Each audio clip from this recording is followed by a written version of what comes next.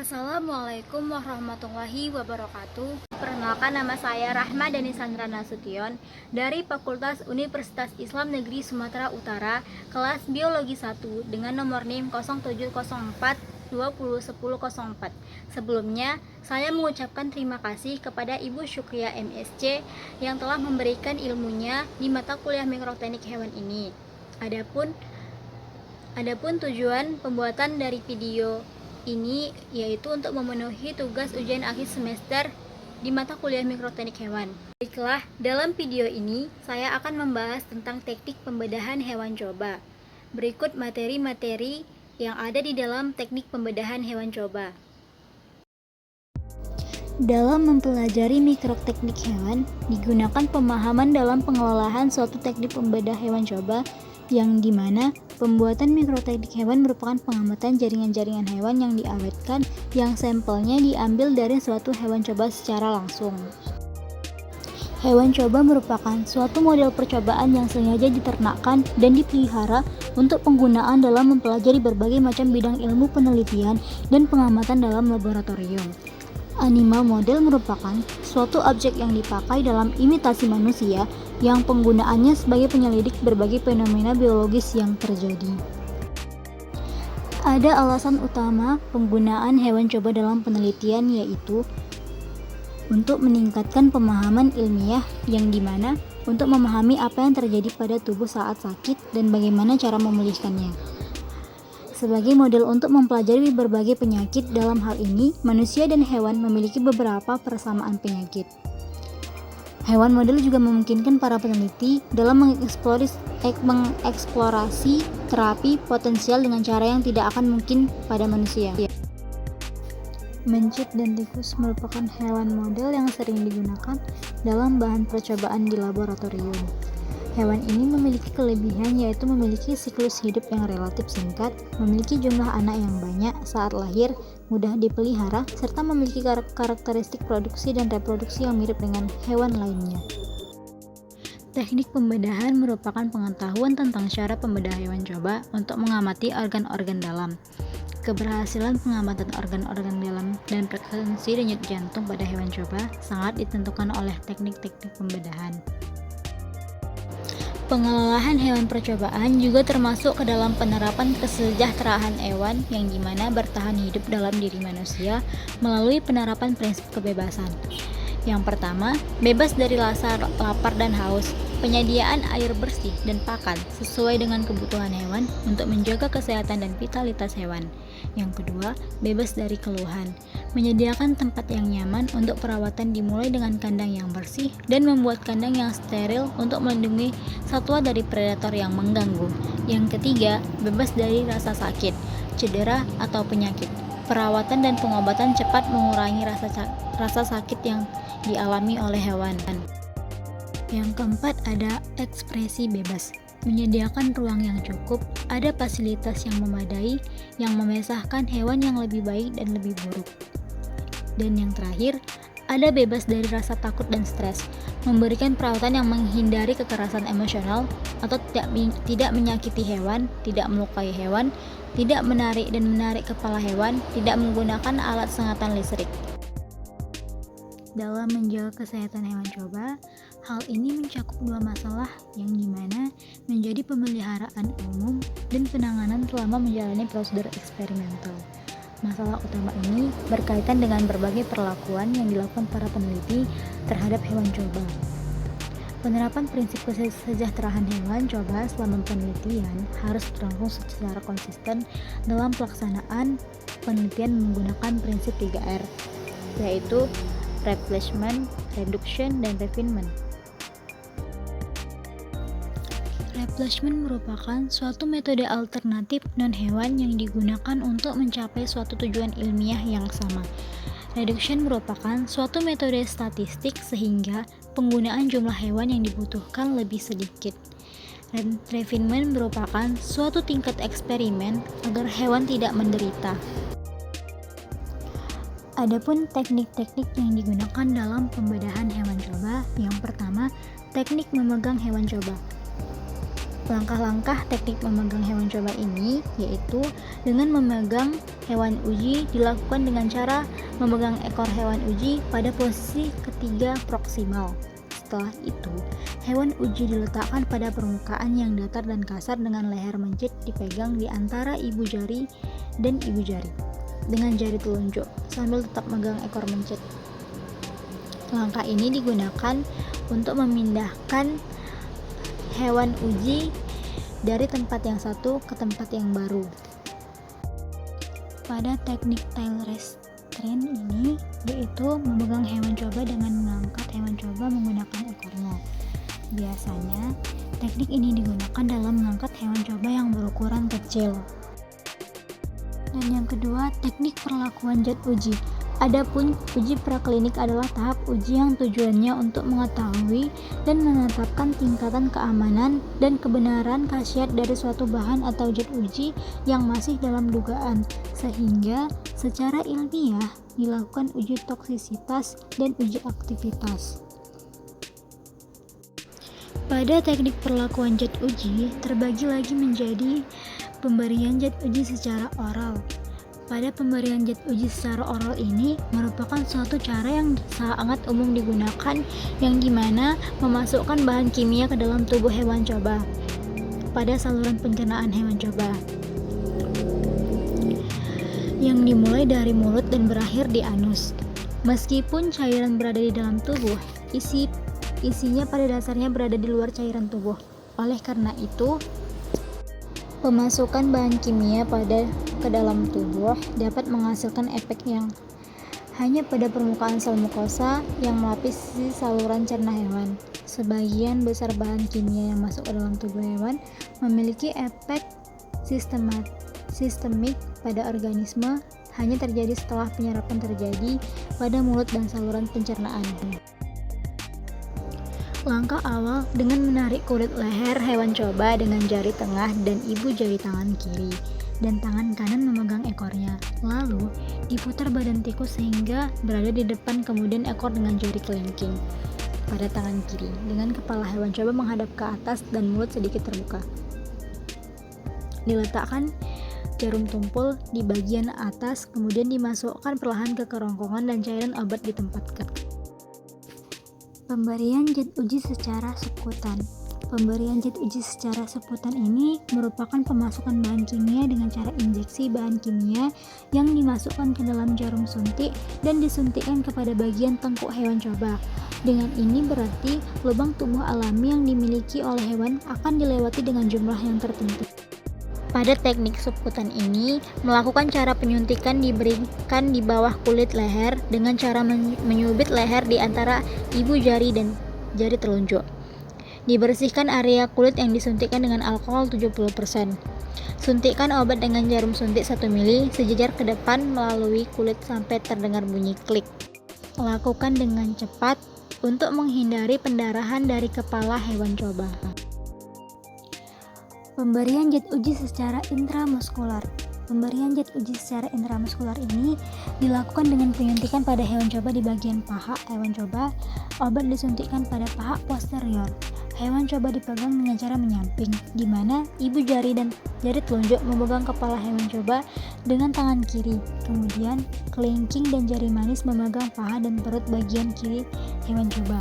Dibersihkan area kulit yang akan disuntik dengan alkohol 70% dan dimasukkan obat dengan menggunakan alat suntik 1 mili.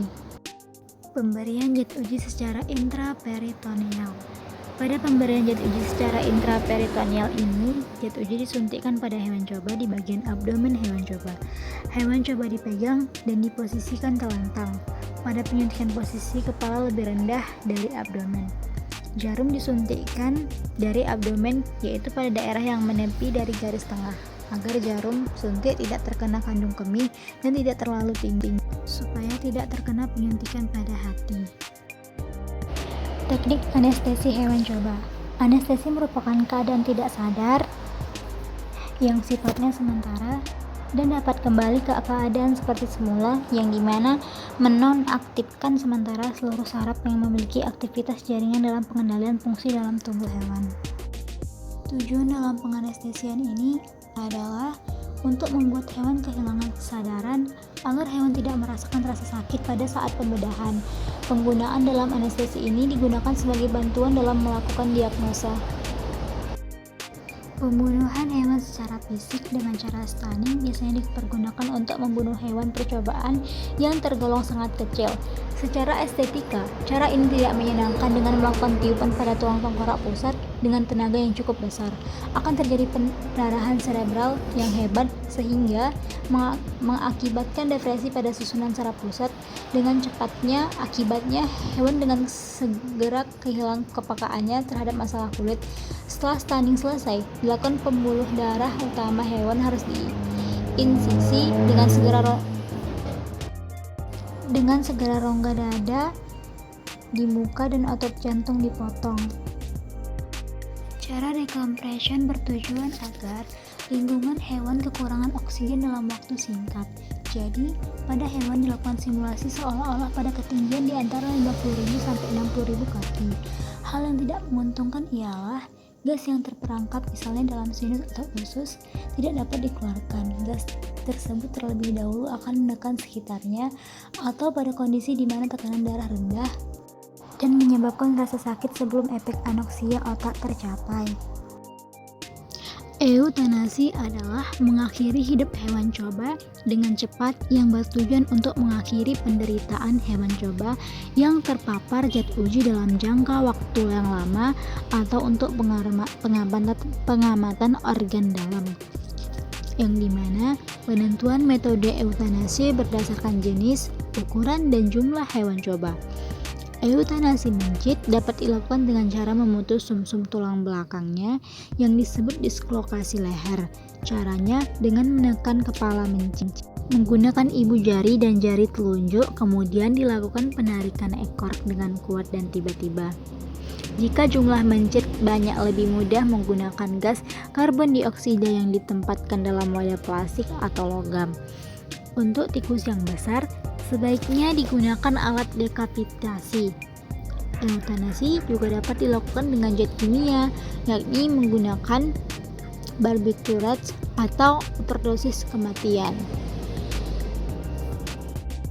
Keempat, mengorbankan hewan coba.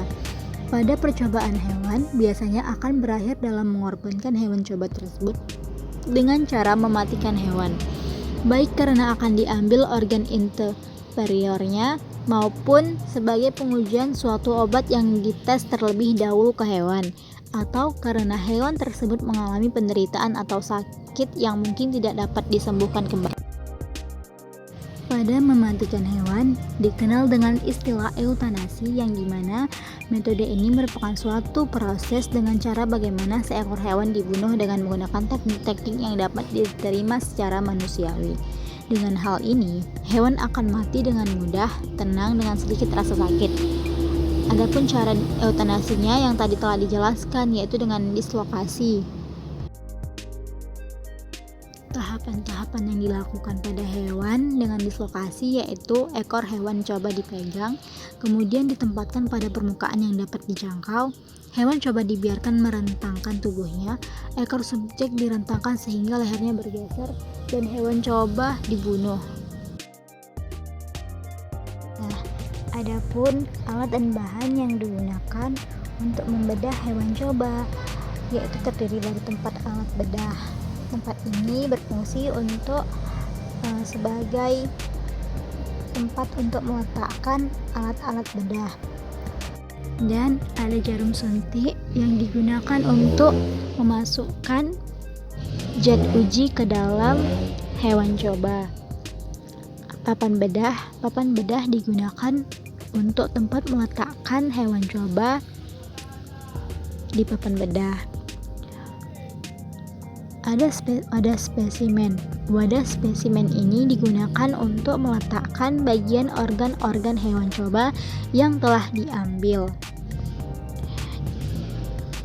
Pinset digunakan untuk mengambil organ dari hewan coba. Gunting digunakan untuk menggunting kulit dari hewan coba. Selain itu, ada kacamata yang digunakan untuk melindungi mata kita dari percikan benda-benda atau larutan-larutan yang digunakan. Jas lab digunakan untuk melindungi diri kita dari tumpahan benda-benda atau larutan yang tidak diinginkan. Tisu digunakan untuk mengelap atau membersihkan sisa-sisa darah yang ada pada hewan coba. Dan alkohol 70% ini sering sekali digunakan yang tujuannya untuk mensterilisasi hewan coba. Dan sarung tangan digunakan untuk melindungi tangan dari larutan-larutan yang berbahaya. Dan yang terakhir ada sonde. Sonde digunakan untuk memasukkan zat uji ke dalam tubuh hewan coba, yang dimana percobaan ini biasanya digunakan secara oral. Menggunakan alat pelindung diri atau APD saat bekerja di laboratorium adalah salah satu bentuk penerapan prinsip-prinsip dasar kesehatan dan keselamatan kerja atau K3. Di laboratorium terdapat berbagai macam risiko kerja yang mungkin terjadi, antara lain tumpah, terciprat, salah mereaksikan, dan sebagainya. Sehingga penggunaan APD merupakan upaya antisipatif untuk melindungi pengguna laboratorium dari berbagai risiko yang tidak diinginkan. Pemulihan pasca pembedahan hewan coba. 1. Yang pertama, kita harus menjaga agar hewan hangat. Kedua, kehangatan agar mempercepat proses penyembuhannya. Kandang pemulihan seringkali diposisikan sebagai bantal pemanas agar hewan coba dapat memulihkan diri pada suhu yang mereka tentukan. Yang kedua, tunggu hingga semua hewan coba terlihat normal sebelum membawa kandang atau kembali ke area kandang. Sebelum dibawa kembali ke ruang penampungan setelah operasi, hewan coba harus dapat menempatkan diri dengan baik di dalam kandang dan bergerak secara teratur sebagaimana ia mengembalikan kondisi tubuhnya. Yang ketiga, setelah dioperasi, awasi setiap gejala penyakit atau infeksi yang tidak terduga pada hewan coba. Setelah operasi, hewan coba biasanya akan kehilangan sedikit berat badannya. Namun, dengan analgesik dan diet yang tepat, berat badannya akan segera naik.